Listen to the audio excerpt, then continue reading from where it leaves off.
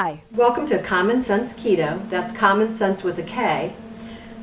We are a small Facebook group that was developed for my husband's patients originally, and our friends who are in the keto, on the keto diet.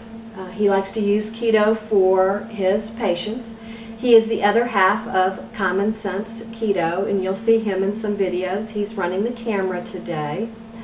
And I wanted to bring you a snack that is very keto. And while often in keto they tell you not to snack, there are times when you need to snack. And today we're having some friends over that are not keto, but I need snack foods too as part of the get-together. So I am making my version of pork rind snack mix. And I have tried several different versions of it, and this is the one that I like the best. And I have never tried this before, but today we're testing out using a disposable pan to see if that works, because we normally have to put it on 2 sheets and I spill it. I am not the world's neatest person. So what I'm going to show you is what I'm using in this big pan, and I've got most of it already in there and broke up, and I happen to use Max chicharrones. They're the bigger, fluffier kind, and I got these at Walmart. Most things I get at Walmart, and if I can't get them at Walmart, I tend to get them at Sam's, sometimes, or Amazon, and sometimes Sam's. So these are pork skins. You can use any brand you want. It doesn't matter. So what I do with these is I just break them into pieces. Although you could leave them big, but I like to be able to get them in my mouth easier.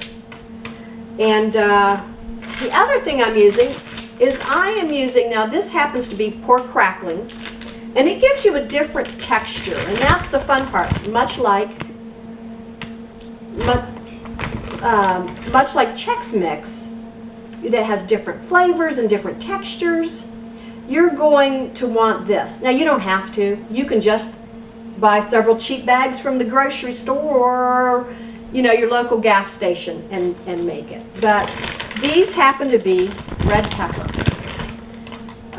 ones, and if they're big I would break them up. These happen to be smaller. So we're using the Kroger pork cracklings. I do like adding any kind of pork crackling to this because it does give you a great texture.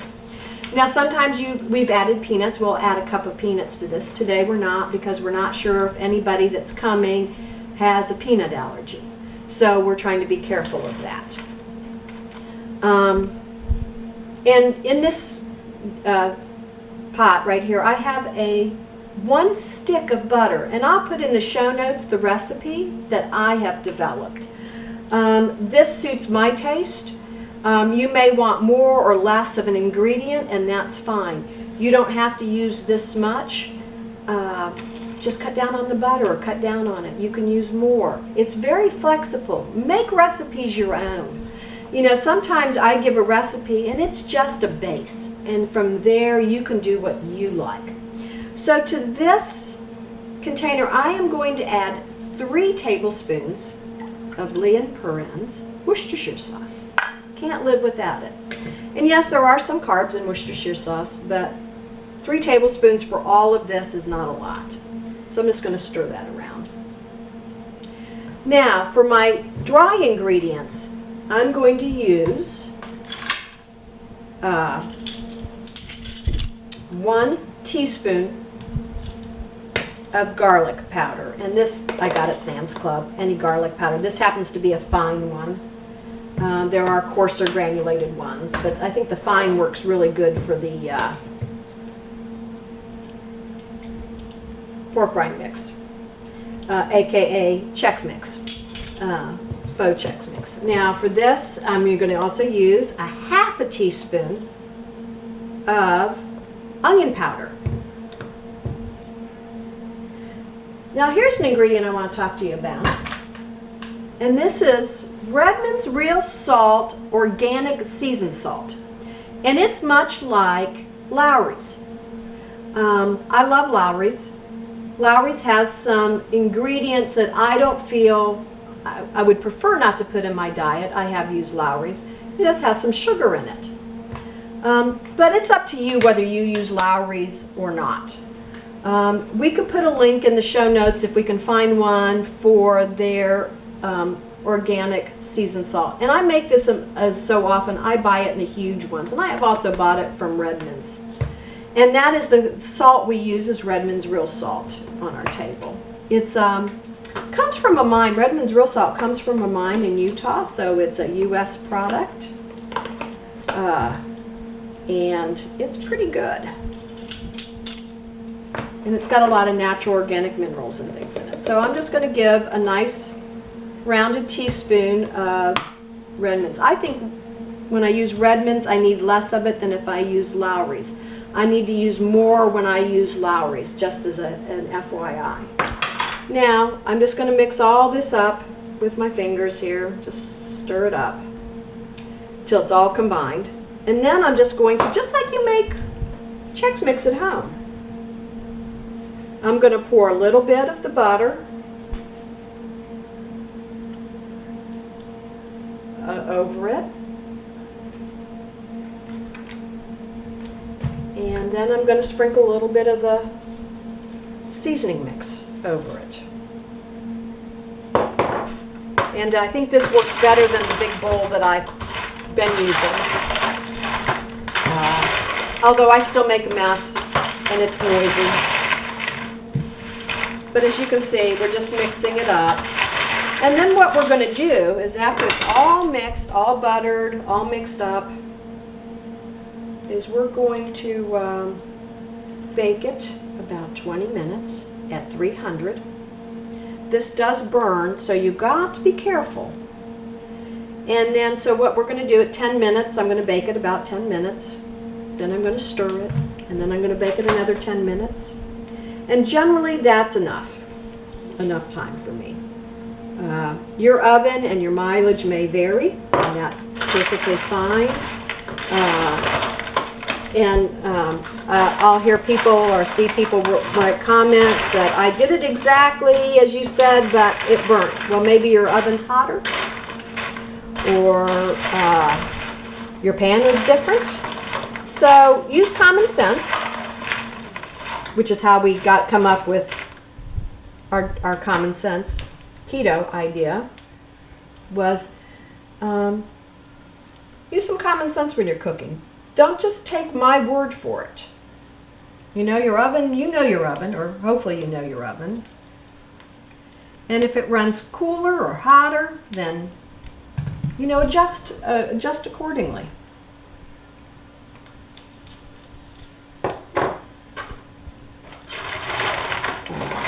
And this seems like a lot of butter when you're first doing it because you'll have some at the bottom of the pan.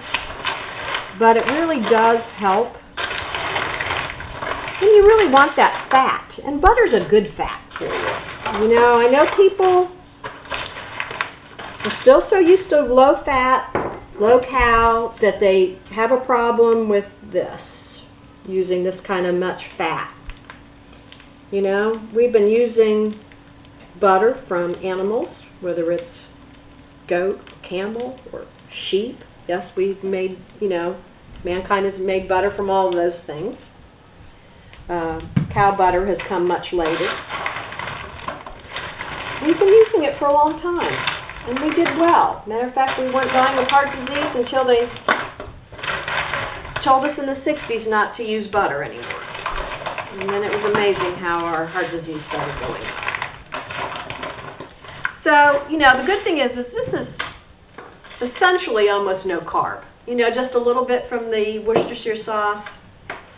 And garlic and onion does have a tiny bit, but we've not used that much. So I am all done with this, and I'm going to put it in the oven. And when I come back, you'll see my done mix. We'll be right back.